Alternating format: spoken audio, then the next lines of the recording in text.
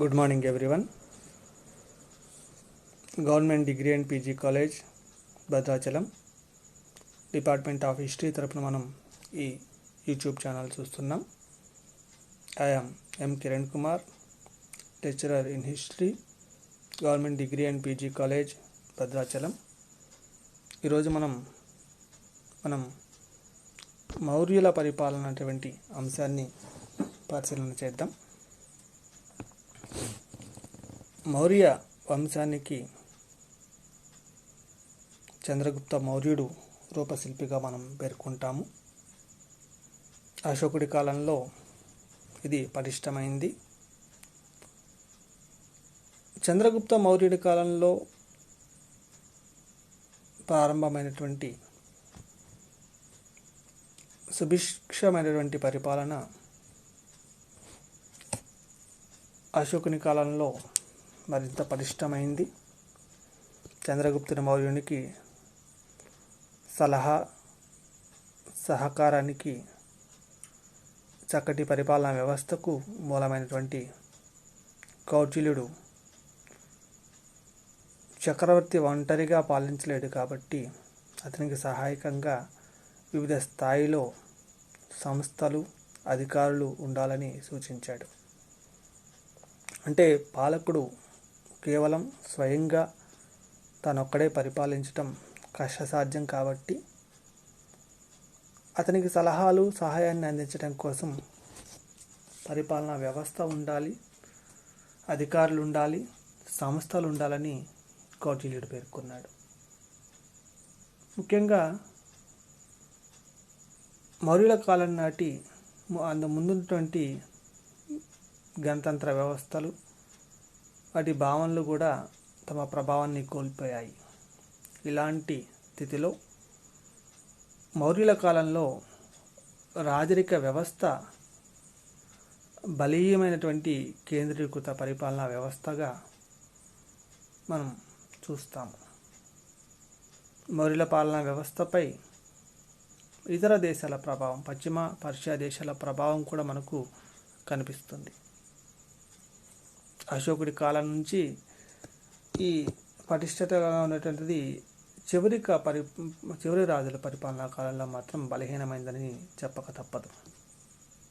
అంటే చంద్రగుప్త మౌర్యుడి కాలంలో వాస్తవానికి ఆయనే రూపశిల్పిగా, పాలనా వ్యవస్థకు రూపశిల్పిగా ఆయనే పేర్కొంటాం. ఆయన టైంలో స్టార్ట్ అయ్యి అశోకుడి కాలంలో ఒక సుభిక్ష పరిపాలన అందించినటువంటి మౌర్య పరిపాలన చివరి పాలకుల కాలంలో బలహీనమైందని చెప్పాలి. సువిశాలమైన సామ్రాజ్యాన్ని సమర్థవంతంగా పరిపాలించడానికి అపరిమిత అధికారాలు గల నిరంకుశ రాజరిక వ్యవస్థను కౌటిల్యుడు రూపొందించాడు. చక్రవర్తితో పాటు వివిధ శాఖల అధ్యక్షులు, గుమ్మస్తాలు, గ్రామస్థాయి అధికారులు, ప్రాంతీయ అధికారులు కూడా పరిపాలనలో మనం చూస్తాము. పౌర జనసభ లాంటి ప్రజా సభలు కూడా మనకు ఈ కాలంలో కనిపిస్తాయి. ప్రజాభిప్రాయాన్ని పాలకులు చవి చూడాలి. వాళ్ళ యొక్క ప్రజా యొక్క అభిప్రాయాన్ని వాళ్ళకి నివేదించడానికి కూడా ఈ పౌరసభ, జనపదాలు ఉపయోగపడేవి. ఈ సభల యొక్క సూచనలు రాజు పాటించవలసిన అవసరం లేకపోయినప్పటికీ చాలామంది మౌర్య పాలకులు దాన్ని తప్పనిసరిగా ఫాలో అయ్యేవాళ్ళు. ముఖ్యంగా కేంద్ర ప్రభుత్వం తీసుకుంటే కేంద్ర స్థాయిలో మనకు రాజే అత్యున్నత అధికారిగా ఉండేవాడు. ఇతనికి త్రివిధ అధికారాలు అంటే శాసన, పాలన, న్యాయ అధికారాలు కూడా అతని చేతిలోనే కేంద్రీకృతంగా ఉన్నాయని మనకు మెగస్థనీస్ రాసిన ఇండికా బుక్లోనూ తెలుస్తుంది. అలానే కౌటిల్యుడి అర్థశాస్త్రం వల్ల కూడా మనకు అదే అర్థమవుతుంది. తర్వాత మౌర్య చక్రవర్తికి విపరీతమైనటువంటి అధికారాలు, అంటే అపరిమితమైనటువంటి అధికారాలు ఉన్నప్పటికీ కూడా నిరంకుశంగా వ్యవహరించలేదనే మనం చెప్పాల్సి ఉంటుంది. ఎందుకంటే పాలకులు ధర్మబద్ధంగానే, ఆదర్శవంతంగానే పరిపాలన అందించారు. అశోకుడు విషయంలో చూస్తే అశోకుడు తాను భోజనశాలలో ఉన్న, అంతఃపురంలో ఉన్న, పడక గదిలో నిద్రిస్తున్న ప్రజలు తమ యొక్క సమస్యలను నిరాపేక్షంగా ఎప్పుడైనా చెప్పవచ్చు, నేను ఎప్పుడైనా వింటాను, సిద్ధంగా ఉంటాను, పరిష్కరించడానికి సిద్ధంగా ఉంటాను ప్రకటిస్తాడు. దానికి తోడు అశోకుడు తన ప్రజలంతా తన కన్నబిడ్డల వంటి వాళ్ళని, సొంత బిడ్డలలాగా వాళ్ళ యొక్క సంతోషాలను, ఆనందాలకు చూసుకోవడం ఎలానో నా బిడ్డలకు ఎలా చూసుకున్నా వాళ్ళకి కూడా అలానే చూసుకుంటారని చెప్పి ప్రజలందరూ సుఖ సంతోషాలతో ఉండాలని కోరుకుంటా అని చెప్పి ప్రకటిస్తాడు. అంటే అశోకుడు ఎక్కడ కూడా మనకి ప్రజల్ని హింసించినట్టుగా, బాధ పెట్టినట్టుగా ఉండదు, ప్రజలందరినీ తన సొంత బిడ్డల్లాగా భావించినట్టుగా మనం చూస్తాం. అశోకుడి కాలం తర్వాత ముఖ్యంగా మౌర్య పాలకులు తమను తాము ప్రజా సేవకులుగానే భావించారు. ప్రజల సుఖమే రాజు సుఖమని, వారి సంక్షేమమే రాజు సంక్షేమమని, రాజు క్షేమం తన సుఖం వల్ల కాకుండా ప్రజల సుఖం వల్ల లభిస్తుందని అర్థశాస్త్రంలో కౌటిల్యుడు పేర్కొంటాడు. ఇలా మౌర్య పరిపాలనలో మనకు సుభిక్షమైన పరిపాలన, ప్రజా సంక్షేమ పరిపాలన మనం చూస్తాము. చక్రవర్తికి పరిపాలనలో సహకరించడం కోసం మంత్రిమండలి ఉండేది. ఆ మంత్రిమండలిలో అవసరానికి తగ్గట్టుగా మంత్రుల సంఖ్య పెంచుకుంటూ తగ్గించుకుండేవాళ్ళు. సత్ప్రవర్తన కలిగిన వాళ్ళు, ఉన్నత వర్గానికి చెందిన వాళ్ళకి ఎక్కువగా మంత్రి పదవులు ఇచ్చేవాళ్ళు. మెగస్థనీస్ ప్రకారం బ్రాహ్మణ క్షత్రియులకు మాత్రమే మంత్రి పరిషత్తులో సభ్యులుగా ఉండేవాళ్ళని ఆయన రాశాడు. ఈ మంత్రి పరిషత్తులో మహామంత్రి, మంత్రి, పురోహిత, సేనాపతి, యువరాజు ఉండేవారు. మంత్రులతో పాటు తీర్థులు అనేటువంటి సహాయ మంత్రులు కూడా ఉండేవారు. అంటే మంత్రి, మహామంత్రి, పురోహితుడు, సేనాపతి, మంత్రి, యువరాజు ప్రధానమైనటువంటి క్యాబినెట్ మినిస్టర్స్గా మనం చెప్పాల్సి ఉంటుంది. వీళ్ళతో పాటుగా తీర్థులు అంటే సహాయ మంత్రులను కూడా ఉండేవాళ్ళు. మనం క్యాబినెట్ మినిస్టర్ కాకుండా ఇంకా సహాయ మినిస్టర్స్ కూడా మనకు చూస్తాము. వీరితో ముఖ్యంగా దౌవారిక, అంతర్వేశిక, ప్రశస్తి, సన్నిధాత, దండపాల వంటి వాళ్ళు ఉండేవాళ్ళు. తీర్థుల తర్వాత స్థానంలో అధ్యక్షులు అని పిలువబడేటువంటి అధికార వర్గం కూడా మనం చూస్తాము. వీరు వివిధ శాఖలకు అధికారులుగా ఉండి ప్రభుత్వ విధానాలను అమలు చేయటం వీళ్ళ యొక్క బాధ్యతగా ఉండేది. ముఖ్యంగా ఖజానాకు కోశాధ్యక్షుడు, ఖనిజాల మీద అరకాధ్యక్షుడు, బంగారం వంటి వాటి మీద సువర్ణాధ్యక్షుడు, గోదాముల మీద కోష్టాగారాధ్యక్షుడు, నేట పరిశ్రమ మీద సూత్రాధ్యక్షుడు, అమ్మకం పన్ను అలాంటి వాటి మీద శుల్కాధ్యక్షుడు, మత్తు పదార్థాల విషయంలో సామాధ్యక్ష, నాణ్యాల ముద్రణ విషయంలో ముద్రాధ్యక్ష, వ్యవసాయం విషయంలో శూద్రాధ్యక్ష, ఇలా దాదాపు 32 శాఖలు ఉండేవి. అంటే మనకు అరకాధ్యక్షుడు, సువర్ణాధ్యక్షుడు మన పేరులోనే తెలుస్తుంది వాళ్ళ యొక్క పనులేంటి. ఓడరేవులకు సంబంధించి పట్టణాధ్యక్ష మనకు కనపడతాయి, కోష్టాగారాధ్యక్ష కనపడుతుంది, వేశ్యలో గణకాధ్యక్ష కనపడుతుంది, దేవాలయాలకు దేవతాధ్యక్ష కనపడుతుంది.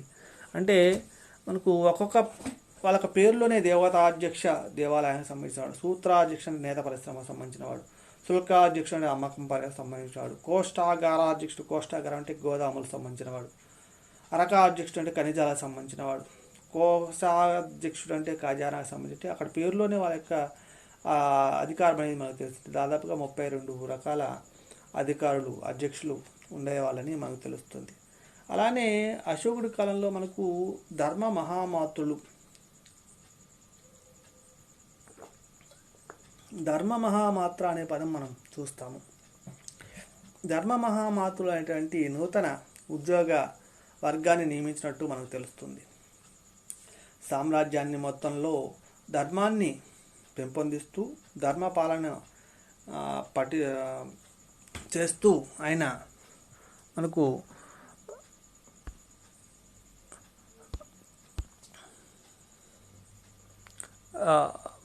వీళ్ళని మనం చూస్తాము. ధర్మపాలన చేయటం వీళ్ళ యొక్క బాధ్యతగా మనం చెప్పాల్సి ఉంటుంది. వీటితో పాటుగా మనకు సామ్రాజ్యాల్లో మనకు మహామాతులు, ప్రాదేశికులు, పన్ను వసూలు చేయడం కోసం యుక్తులు, రజ్జకుల వంటి వాళ్ళ అధికారులు కూడా మనం చూస్తాము. వీళ్ళందరూ కూడా పరిపాలన సమర్థవంతంగా పనిచేయడానికి మనం చూస్తాం. అంటే మంత్రిమండలిలో మహామంత్రి, పురోహితుడు, సేనాపతి, యువరాజు ఉంటాడు, దౌవారికుడు ఉంటారు, అంతర్వేశకుడు ఉంటాడు, ప్రశస్తి ఉంటాడు, సన్నిధాత ఉంటాడు, దండపాలిటి క్యాబినెట్ మినిస్టర్ కాకుండా సహాయ మినిస్టర్స్ వీళ్ళు కాకుండా కోశాగార అధ్యక్షుడు, కోష్టాగార, ఇలా రకాల 32 రకాల అధికారులు మనం చూస్తాం. వాళ్ళతో పాటు ధర్మ మహామాతులు చూస్తాం, ప్రాదేశికులు చూస్తాం, రజ్జకులు చూస్తాం, యుక్తులు చూస్తాం. ఇలా అనేక మంది అధికారులు పరిపాలన సమర్థవంతంగా పనిచేయడానికి పనిచేసేవాళ్ళు. ఇక రాష్ట్ర స్థాయికి వస్తే రాష్ట్ర స్థాయిలో రాష్ట్రాలు మనం చూస్తాం. రాష్ట్రానికి ప్రతినిధిగా పాలకులు ఉండేవాళ్ళు. ఎక్కువగా వాస్తవానికి రాజకుటుంబానికి సంబంధించిన వాళ్ళని ఈ పాలకులుగా నియమించేవారు. ముఖ్యంగా మౌర్య సామ్రాజ్యంలో 4 రాష్ట్రాలు ఉన్నాయని, ఆఫ్ఘనిస్తాన్, పంజాబ్, కాశ్మీర్ ఉత్తర పదంలోను, తక్షశిల వాళ్ళకి రాజధానిగా మనం చూస్తాం. పశ్చిమ ప్రాంతంలో గుజరాత్, సౌరాష్ట్ర, మాల్వా రాజ్యానికి ఉజ్జయిని రాజధానిగా ఉండేదని, వింధ్యా పర్వతానికి దక్షిణ భాగంలో దక్షిణాపదానికి సువర్ణగిరి రాజధానిగా, కళింగ రాష్ట్రానికి రాజ్గఢ్ రాజధానిగా ఉండేవి అని మనకు తెలుస్తుంది. ప్రతి రాష్ట్రానికి మనం చూస్తే రాష్ట్రాన్ని కొన్ని ప్రదేశాలుగా విభజన చేశారు. ప్రదేశానికి ప్రాదేశికుడు అనేటువంటి పాలకుడు ఉండేవాడు. ప్రదేశాలను విషయాలుగా విభజన చేసేవాళ్ళు. విషయానికి పాలకుడిగా రజ్జకుడు ఉండేవాడు. పరిపాలనలో ఆయన సహకారం అందించటకు యుక్తుడు అనేటువంటి అధికారులు సహాయం చేసేవాడు. కేంద్ర స్థాయి, రాష్ట్ర స్థాయి, రాష్ట్ర స్థాయి తర్వాత ప్రదేశాల్లో ప్రాదేశికుడు కనపడతాడు. విషయ స్థాయిలో రజ్జకుడు, యుక్తులు మనం చూస్తాము. అలానే 5-10 గ్రామాలపై గోపా, స్థానిక అనేటువంటి అధికారులు ఉండేవాళ్ళు. గోపా రెవెన్యూ రికార్డులు నిర్వహించగా, స్థానిక పన్నులు వసూలు చేసేవాడు. చివరిది గ్రామస్థాయి. గ్రామస్థాయిలో గ్రామని ప్రధాన పాలకుడుగా, అతనికి సహాయక ఇవ్వటం కోసం గ్రామ పెద్దల సభ కూడా ఉండేది. ఇది మనం కేంద్ర స్థాయి నుంచి కేంద్రము, రాష్ట్రము, ప్రదేశము, విషయము, తర్వాత గ్రామ స్థాయి వరకు. ఇక నగర పరిపాలనకు వస్తే నగర పరిపాలన విషయంలో అర్థశాస్త్రం ప్రకారం నాగరికుడు అనేటివాడు పాలకులుగా ఉండేవాడు. గోప స్థానిక పరిపాలనలో సహకరించేవాళ్ళు.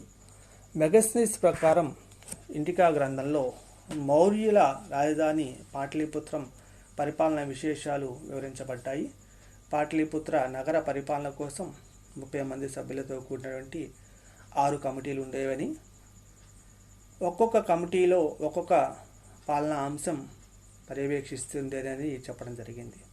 పరిశ్రమలు, విదేశీ వ్యవహారాలు, జనన మరణ లెక్కల నమోదు, వర్తక వాణిజ్యాలు, వ్యాపారాలు, పన్నుల వసూలు, ఉత్పత్తి కార్యక్రమాలు అనే 6 అంశాలు. అంటే పరిశ్రమలకు సంబంధించిన అంశం ఒకటి, విదేశీయుల వ్యవహారాలు ఒకటి, జనన మరణ లెక్కల నమోదు ఒకటి, వర్తక వ్యాపారం ఒకటి, పన్నుల వసూలు ఒకటి, ఉత్పత్తి కార్యక్రమాలు, ఇలా 6 అంశాలు చూసుకునేవాళ్ళు. మనకు ఈ 6 అంశాలు ప్రధానంగా మనం మౌర్యుల పరిపాలనా కాలంలో మనం చూస్తాము. ఇక నెక్స్ట్ మనం రెవెన్యూ పాలనకు వస్తే భూమి శిస్తు ప్రధాన ఆదాయ వనరుగా ఉండేది. సాధారణంగా పంటలో 1/4 వంతు పన్ను వసూలు చేసేవారు. భూమి శిస్తు ప్రధానమైనటువంటి ఆర్థిక వనరుగా, భూమి శిస్తుతో పాటుగా నీటి పన్ను, వన్య సంపద, గనులపై పన్ను, పరిశ్రమలపై పన్ను, ఎగుమతి దిగుమతి పన్నులు, వృత్తి పన్నులు మొదలైనటువంటి పన్నులు కూడా మనం చూస్తాము. వీటితో పాటుగా మనం ఇతర పన్నుల కూడా మనకు కనిపిస్తాయి. కొన్ని సందర్భాల్లో వేశ్యావృత్తిగా పన్ను విధించినట్టుగా మనకు తెలుస్తుంది. సరే, వీళ్ళకి ఇలా వచ్చినటువంటి ఆదాయాన్ని ఉద్యోగుల జీతభత్యాలు, ప్రజా సౌకర్యాల కోసం, సైనిక నిర్వహణ కోసం, దేవాలయాల నిర్వహణ కోసం, ప్రభుత్వ నియంత్రణలో ఉన్నటువంటి పరిశ్రమలు, గనుల నిర్వహణ కోసం ఎక్కువగా ఉపయోగించేవాళ్ళు. అంటే అనేక రకాలుగా, అంటే భూమి శిస్తు, పని సంపద తర్వాత గనుల మీద, పరిశ్రమల మీద ఎగుమతి దిగుమతి సుంకాలు, ఇలా రకరకాల వచ్చిన పన్నుల్ని దేవాలయాల నిర్వహణ, సైనిక నిర్వహణ, ప్రజాహిత కార్యక్రమాలకు, తర్వాత ఉద్యోగుల సౌకర్యార్థం, ఉద్యోగుల జీతాల కోసం ఇలా రకరకాలుగా ఖర్చు పెట్టేవాళ్ళు. వీళ్ళ యొక్క వ్యవహారాలు మొత్తం ఆషాఢ మాసంలో ప్రారంభమయ్యాయి. ఆర్థిక వ్యవహారాలు మొత్తం. ఇంకా న్యాయపాలనకు వస్తే, న్యాయపాలన విషయంలో అత్యున్నత న్యాయాధీశుడు చక్రవర్తి. పాటలీపుత్రంలో అత్యున్నత న్యాయస్థానం ఉండేది. దీనికి ధర్మాధికారిగా అధ్యక్షుడు ఉండేవాడు. రాష్ట్ర, ప్రదేశ, ఆహార స్థాయిలో కూడా మనకు దిగువ న్యాయస్థానాలు మనకు కనపడతాయి. ముఖ్యంగా కంటక శోధన, ధర్మాస్థాయి అయినటువంటి 2 న్యాయస్థానాలు మనం చూస్తాము.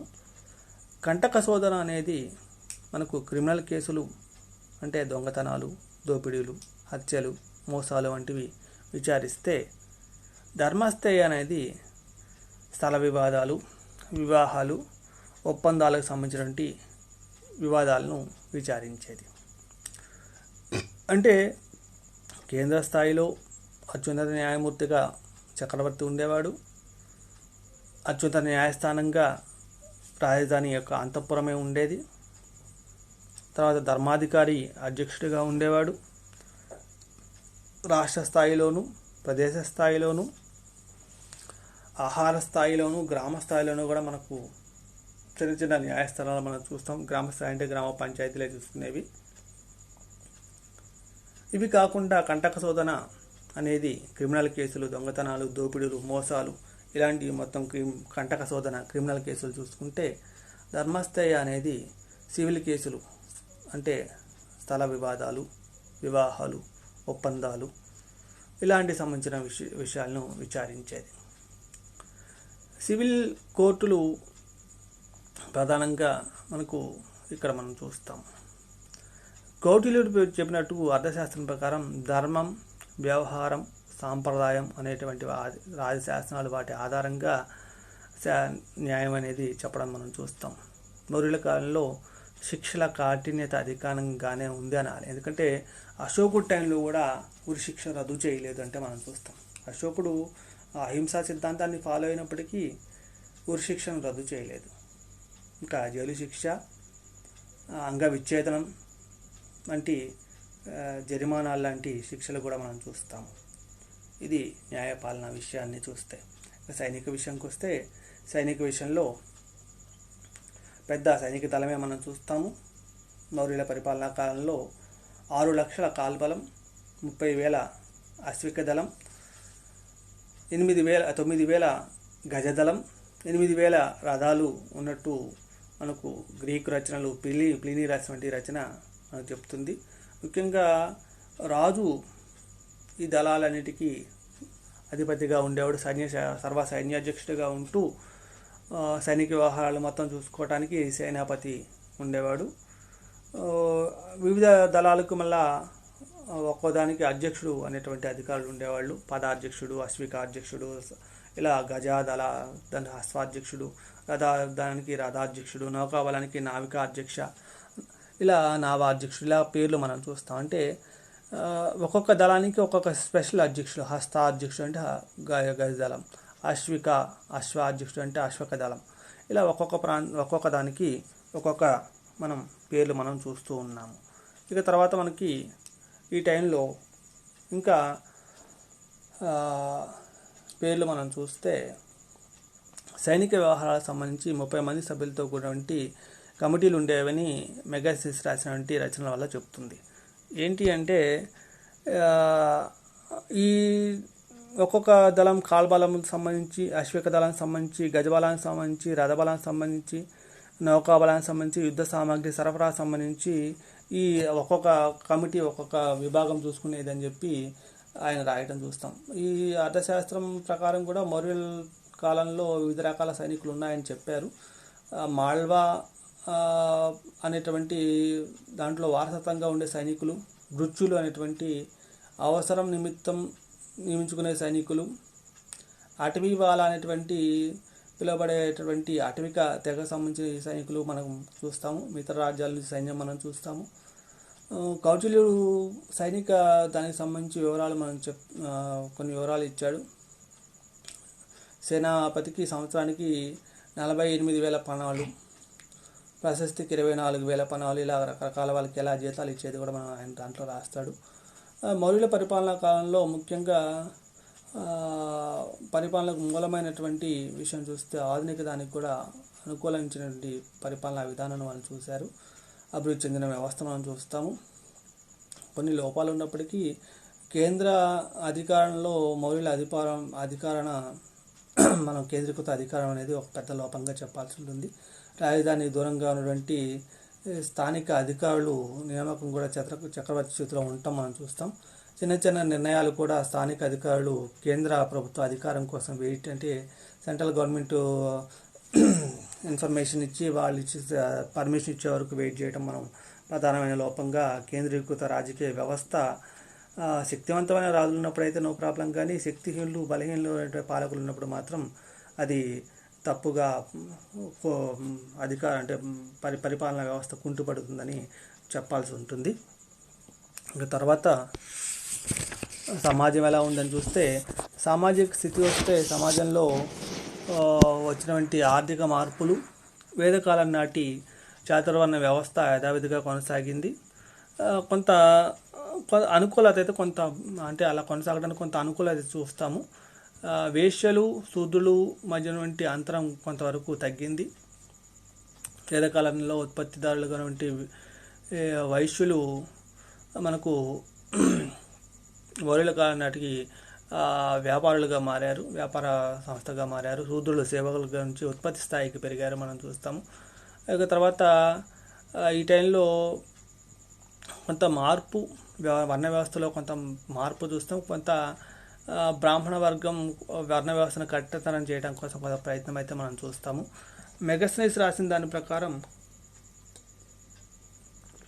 ఈ టైంలో 7 రకాల వర్గాలు ఉన్నట్టుగా ఆయన చెప్తాడు.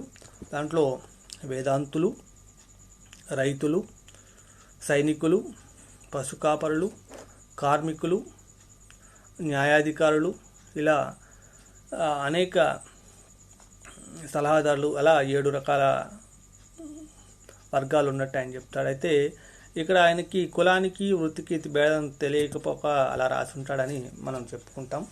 వర్ణ వ్యవస్థ అయితే ఉంది. బ్రాహ్మణ క్షత్రియ ఉన్నత హోదా అయితే మనం చూస్తూనే ఉంటాము. బ్రాహ్మణులు ఉన్నత స్థాయిలో అధికారులుగా పనిచేశారు. ఇంకా విదేశీయులు రాక తర్వాత జైన బౌద్ధ మతాల ప్రభావంతో కుల వ్యవస్థ కొంత సరళతరమైందని చెప్పక తప్పదు. ఇక నెక్స్ట్, సమాజంలో స్త్రీ స్థాయి కొంచెం దిగజారిందని చెప్పాల్సి ఉంటుంది. ఎందుకంటే స్త్రీకి బౌద్ధ సాహిత్యం దాంట్లో గౌరవస్థానం ఇచ్చినప్పటికీ కొంత, అంటే కొన్ని చోట్ల ఇప్పుడు మెగాస్థనీస్ దాని ప్రకారం వీళ్ళు అంగరక్షక దళంలో కూడా పనిచేశారు. రాజప్రాసాద రక్షకులుగా, గూఢచారులుగా కూడా నియమించారు.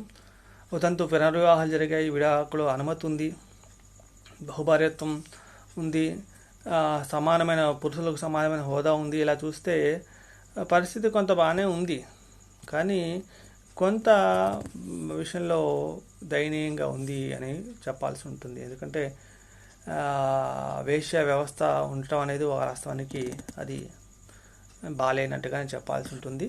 బానిస వ్యవస్థ మనం చూస్తాము. గ్రీకు రాయబారి మెగాస్థనీస్ దాని ప్రకారం బానిస వ్యవస్థ లేదని రాశాడు భారతీయ సమాజంలో. అయితే గ్రీకు దేశంలో బానిస కంటే ఇక్కడ, అంటే అలాంటి సిస్టమ్ అయితే ఇక్కడ మనకు కనిపించదు. కానీ బౌద్ధ మత గ్రంథాలు ఇలాంటి వాటిలో భారతదేశంలో కొంతమంది బానిసలు అయితే ఉన్నట్టుగానే చెప్తారు. నెక్స్ట్ ఈ టైంలో గ్రీకుల రచనల వల్ల భారతీయులు ఉన్నత ఆశయాలతో నిరాడంబంగా జీవించేవారని చెప్పి రాశారు. సత్యాన్ని పలికే వాళ్ళని రాశారు. ఆస్తికి సంబంధించిన రాతపూర్వక ఒప్పందాలు ఉండేవి కావని, మాటతోనే నడిచేయని చెప్పి అంటారు. దొంగతనాలు పెద్దగా జరిగేవి కావని, ఇళ్లకు తాళాలు వేసేవాళ్ళు కాదని కూడా రాసేవాళ్ళు. ఆస్తి సంరక్షణకు ఎటువంటి అవరోధాలు ఉండేవి కాదు. అంటే గ్రీకు రచనలు భారతీయులు నైతికంగా ఉన్నతంగా ఉన్నారని చెప్పడం అనేది కరెక్టే, కానీ దొంగతనాలు జరిగేవి కావు, ఇళ్లకు తాళాలు వేసేవి కావు, ఇలాంటివి అనేది కొంచెం అతిశయోక్తితో కూడుకున్నాయని చెప్పాల్సి ఉంటుంది. ఇంకా తర్వాత ఆర్థిక వ్యవస్థకు వస్తే, ఆర్థిక వ్యవస్థ విషయంలో వ్యవసాయం ప్రధానమైనటువంటి వనరు. ఆర్థిక వ్యవస్థలో జనాభాలో ఎక్కువ మంది వ్యవసాయం మీద ఆధారపడేవాళ్ళు. గ్రామాల్లో ఎక్కువగా వ్యవసాయ అభివృద్ధి కోసం నీటిపారుదల సౌకర్యాలు కల్పించడం కోసం మౌర్యులు అనేక కృషి చేశాడు. ముఖ్యంగా చంద్రగుప్తుడి కాలంలో కదియవాడ ప్రాంతంలో పాలకుడైన పుష్పగుప్తుడు సుదర్శన తటాకం అనేటువంటి ఒక పెద్ద తటాకాన్ని తవ్వించాడు. ఈ టైంలో గోధుమలు, బార్లీ, నువ్వులు, మిరియాలు ఇలాంటివి అనేక పప్పు దినుసులు లాంటివి, చెరుకు లాంటివి ఇలాంటివి కూడా పండ్లు రకాలు పండించారు. వస్త్రాల తయారీ విషయంలోనూ, ఆయుధాల తయారీ విషయంలోనూ, ఖనిజాల త్రవ్వకం విషయంలోనూ కూడా ఈ టైంలో నౌకాదళ నిర్మాణం ఇలాంటి విషయాల్లో కూడా బాగా డెవలప్మెంట్ జరిగిందని చెప్పాల్సి ఉంటుంది. ముఖ్యంగా శ్రేణుల పేరు మనం వింటాం. గానవ శ్రేణి, మేధల శ్రేణి అటువంటి పదాలు మనం ఏంటంటే శ్రేణులు కూడా ఉన్నట్టుగానే మనం చెప్పాల్సి ఉంటుంది. మౌర్యుల కాలంలో ఖనిజాల తవ్వకం, ఆయుధాల తయారీ ఇవి కూడా బాగా డెవలప్ అయినాయని చెప్పాల్సి ఉంటుంది. విదేశీ వ్యాపారం కూడా ఈ టైంలో బాగానే జరిగిందని చెప్పాల్సి ఉంటుంది. విదేశీ వ్యాపారం విషయంలోకి వస్తే మనకు కాలువలు, నదులు ఇలాంటివి, రహదారులు ఇలాంటి వాణిజ్య మార్గాలుగా ఉన్నాయి. ముఖ్యంగా పాటలీపుత్రం అనేక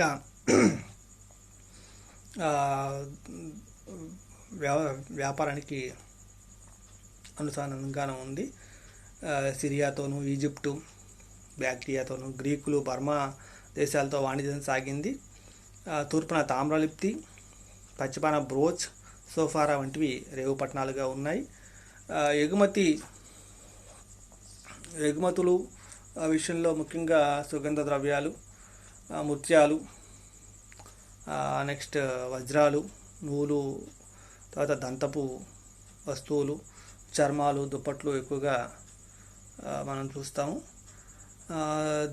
గుర్రాలు ఇలాంటివి మనకు దిగుమతి విషయంలో మనం చూస్తాము. వ్యవసాయం, వ్యాపారం బాగా అభివృద్ధి చెంది ఆర్థికంగా డెవలప్ అయిందని చెప్పాల్సి ఉంటుంది. కానీ కరెన్సీ వాడకం విషయంలో కొంత ప్రాబ్లం ఉంది.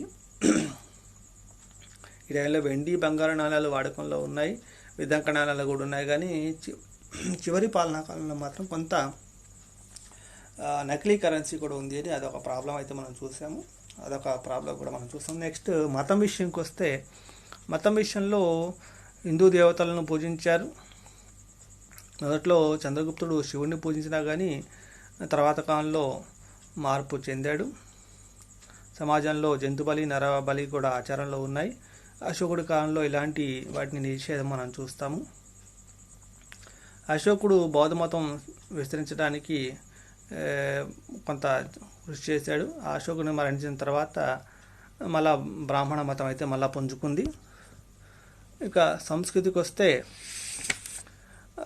మౌర్యుల కాలంలో రాజకీయ సమైక్యత, ఆర్థిక అభివృద్ధి, సారస్వత శాంతి భద్రతలు కూడా ఉండటంతో సంస్కృతి బాగా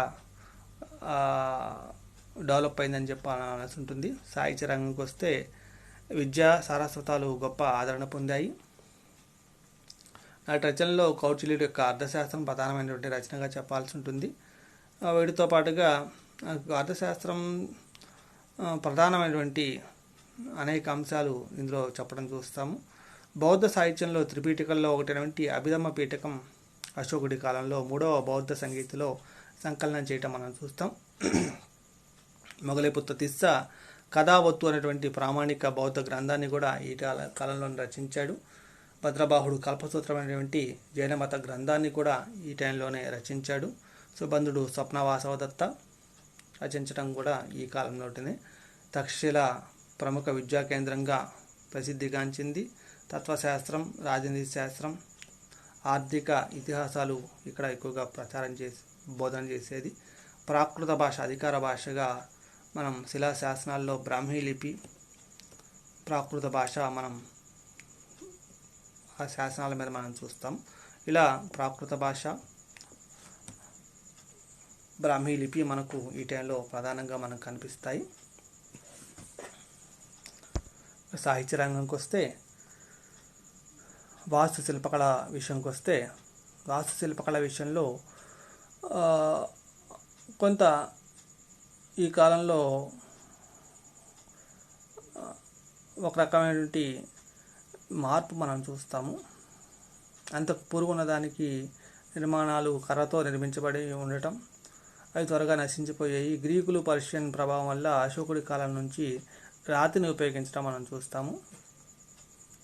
మౌర్యుల కాలంలో నిర్మాణాలలో ముఖ్యమైనవి అనేక స్తూపాలు, ముఖ్యంగా బుద్ధుడు, బోధిసత్వుని అవశేషాలపై నిర్మించినటువంటి స్తూప సమాధులు అన్న వాటి స్తూపాలు. అవి గొడుగు ఆకారం పైన ఉండి కింద స్తూపాల నిర్మాణం చూస్తాం. అలాంటి స్తూపాల్లో దాదాపుగా 84,000 స్తూపాలు నిర్మించినట్టు, అశోకుడు నిర్మించినట్టు బౌద్ధ సాహిత్యం వల్ల తెలుస్తుంది. నాటి సాహిత్యంలో స్తూపాల్లో గొప్ప స్తూపం సాంచి స్తూపం. ఇది అశోకుడు నిర్మించి తరంతో అనేక వాళ్ళు విస్తరించడం మనం చూస్తాము. మౌర్యుల కాలంలో గుహ, దేవాలయ నిర్మాణాలు కూడా మనం చూస్తాము. అశోకుడి కాలంలో దశరథుడు, బుద్ధగయ సమీపంలో బారాబర్ కొండల్లో కూడా ఇవి చెక్కించడం మనం చూస్తాము. అశోకుడి కాలం తర్వాత బౌద్ధ అజీవక మతాలు వీటికి ఈ కాలంలో మనం చూస్తాం. బారాబర్ గుహలలో నిర్మాణంపై కర్ర నిర్మాణం కూడా మనకు కొంత కనిపిస్తుంది. మౌర్యుల కాలం నాటి నిర్మాణాల్లో తలమేలకమైనది అశోకుడి కాలంలోని స్తంభ శాసనాలు.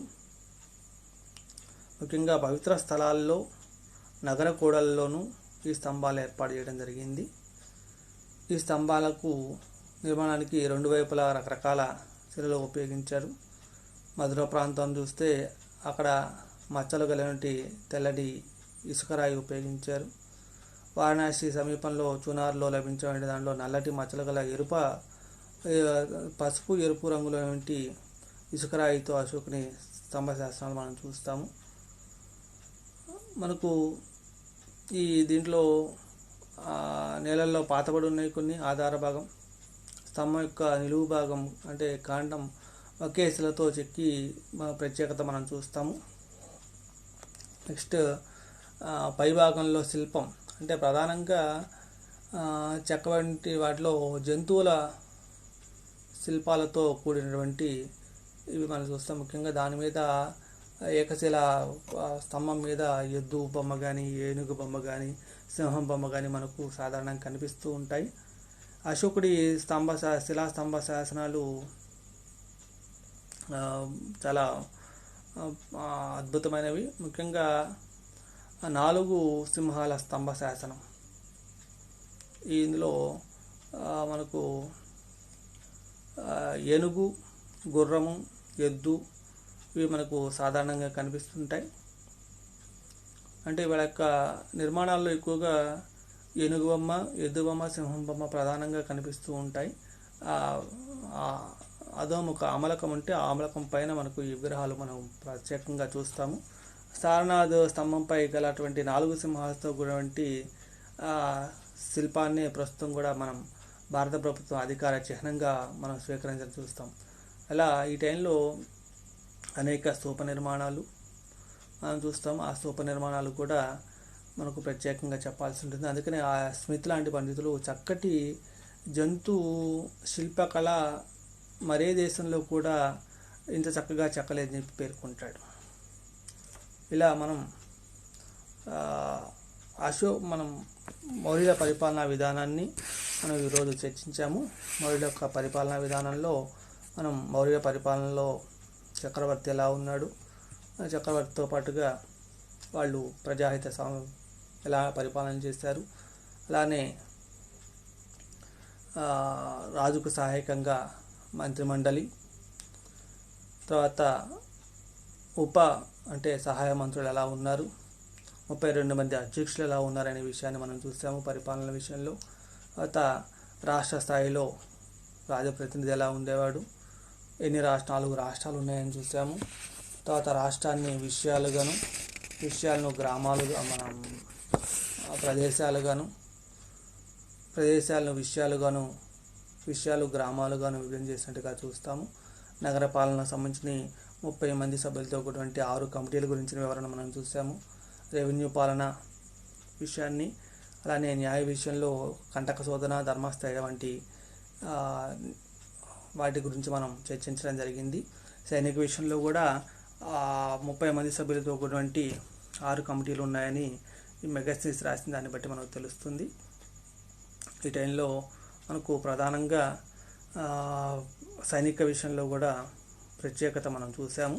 దాంతో పాటుగా సమాజంలో బ్రాహ్మణ క్షత్రియుల యొక్క ఆధిక్యత కొనసాగింది.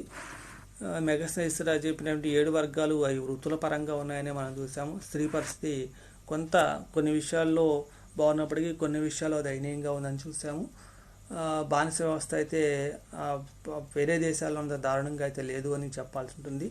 ప్లినీ రచనల ప్రకారం భారతీయులకి ఉన్నటువంటి నైతిక విలువలు అయితే బాగానే ఉన్నాయి, కానీ అతిశయోక్తిగా ఆయన రాశాడని మనం చూసాము.